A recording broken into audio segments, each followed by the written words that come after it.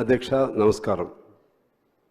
ఈరోజు ముందుగా తెలంగాణ ఆవిష్కరణకు ఎంతో త్యాగపూరితమైనటువంటి పాత్ర నిర్వర్తించి సత్యశీలిగా అన్నమాటకు కట్టుబడినటువంటి ఎన్ని నష్టాలు కష్టాలు వచ్చినా సరే తెలంగాణ ఇస్తానన్న మాటను నిలబెట్టుకున్నటువంటి ఒక గొప్ప మానవతా మూర్తి, తెలంగాణ అభిమాని సోనియా గాంధీ గారి జన్మదిన పర్వాన వారికి నా తరపున, మా భారత కమ్యూనిస్ట్ పార్టీ తరపున వారికి జన్మదిన శుభాకాంక్షలు ఘనంగా తెలియజేస్తా ఉన్నాను.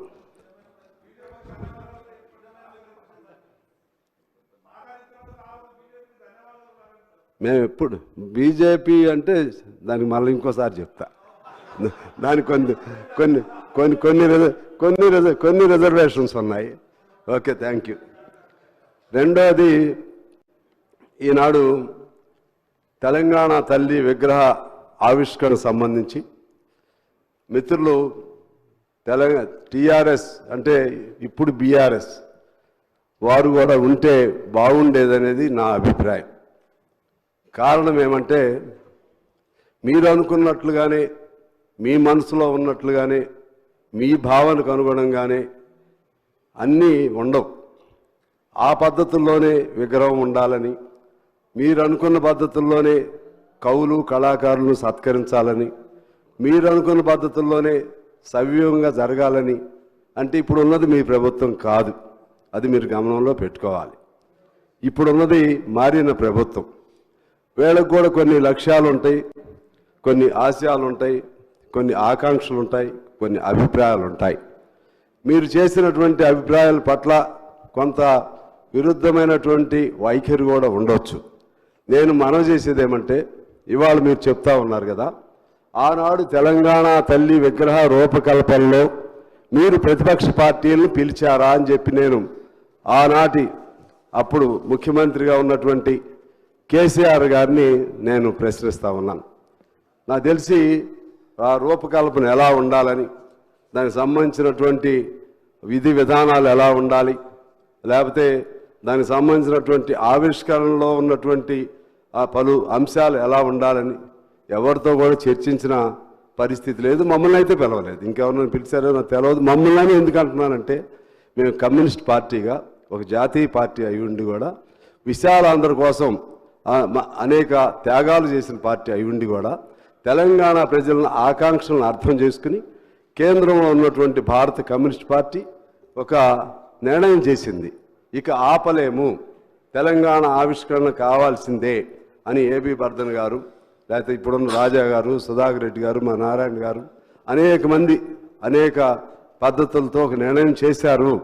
కనీసం మాకు అందులో సోనియా గాంధీ గారు అప్పుడు ఒక మాట అన్నారు, మీరందరూ అన్ని పార్టీలు ఏకాభిప్రాయానికి వస్తే తెలంగాణ మేము ఇస్తామని చెప్పి.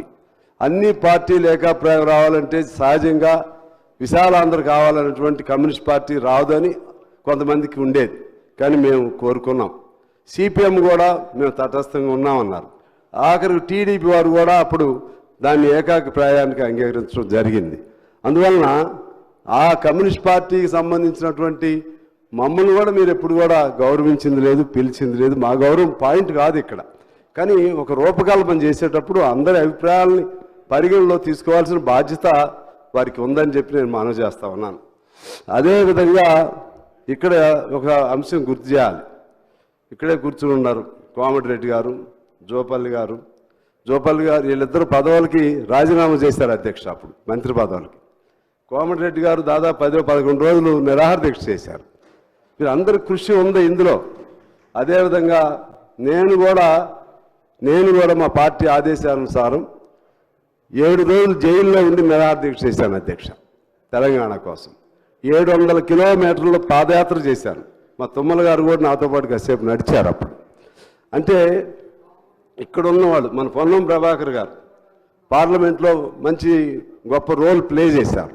ఇలా అందరి పాత్ర, ఎవరి పాత్ర వాళ్ళది ఉంది. సకల జనుల సమ్మెకి సంబంధించి జయశంకర్ గారు, లేకపోతే కోదండరామ్ గారు, ఇంకా అనేక మంది త్యాగధనులు అనేక మంది అనేక పద్ధతుల్లో కృషి చేశారు. మా సింగరేణి అప్పుడు మేమే గుర్తింపు సంఘం. మా సింగరేణిలో దాదాపు పనికి వెళ్లకుండా 45 రోజులు సకల జనుల సమ్మెలో పాల్గొనడం జరిగింది అధ్యక్ష. ఏఐటీసీ అప్పుడు ఆర్టీసీలో మేమే గుర్తింపు సంఘం.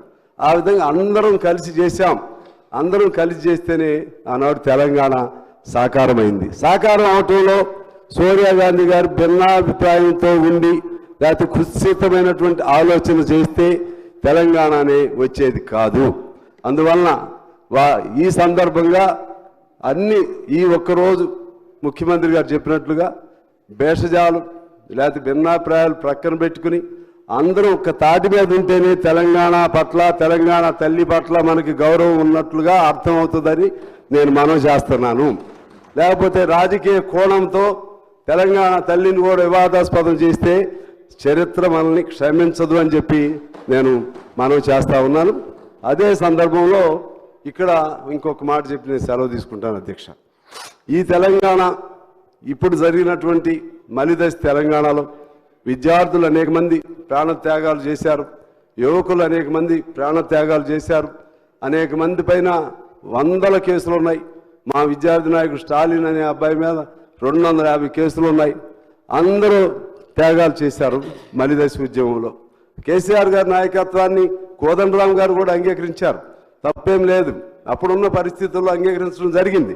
కానీ దాన్ని చూసి ఇంతమంది ఈ త్యాగాలన్నీ తను ఒక్కరే అనే భావనతో ఎవరున్నా సరే మహాత్మా గాంధీయే నేను ఎప్పుడు చెప్పడం, కానీ ఆ భావన ఉండకూడదని చెప్పిన వారికి మనం చేస్తూ ఉన్నాను.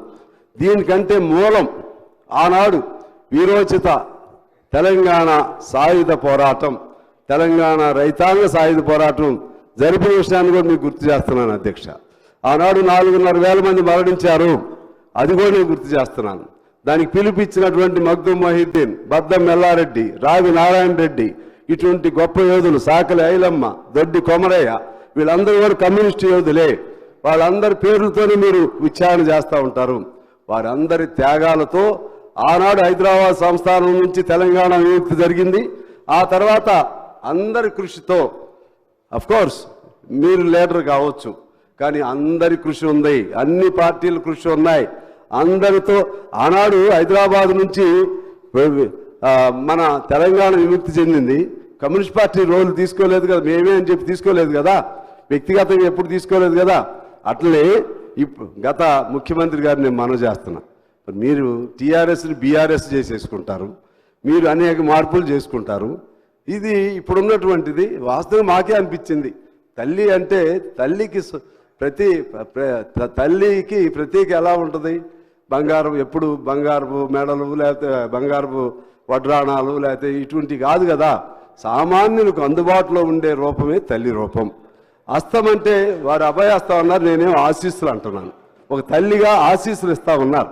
అందువలన ఆ విధమైనటువంటి ఈ అన్ని అంశాలని గమనంలో తీసుకుని ఈ ప్రతిరోజు తెలంగాణ ఈ డిసెంబర్ 9న గొప్ప పర్వ దినోత్సవంగా జరపవలసినటువంటి బాధ్యత ప్రభుత్వంగా తీసుకోవాలని కోరుతూ, అదేవిధంగా